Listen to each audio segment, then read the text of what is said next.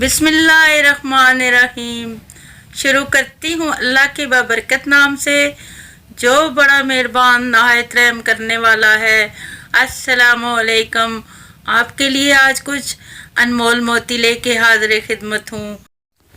صبح بخیر زندگی اپنے اعمال کی ابتدا نماز کے ساتھ کیجیے، کیونکہ نماز آپ صلی اللہ علیہ وآلہ وسلم کی آنکھوں کی ٹھنڈک ہے۔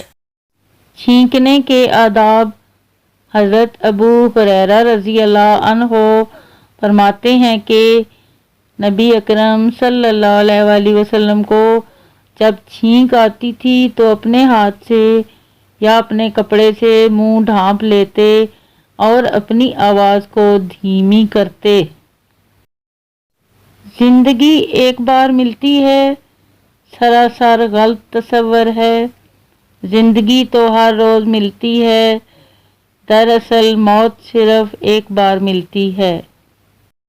خدا سے مانگنا شجاعت ہے، اگر دے دے تو رحمت اور نہ دے تو حکمت۔ مخلوق سے مانگنا ذلت ہے، اگر دے تو احسان، اگر نہ دے تو شرمندگی۔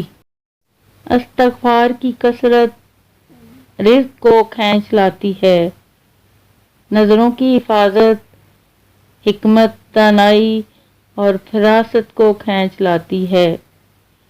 حیا اور پاک دامنی خیر و بھلائیوں اور برکتوں کو کھینچ لاتی ہے۔ حضرت علی رضی اللہ عنہ جہاں عزت، سچائی، خلوص نظر آئے وہاں دوستی کا ہاتھ بڑھاؤ، ورنہ تمہاری تنہائی تمہاری بہترین ساتھی ہے۔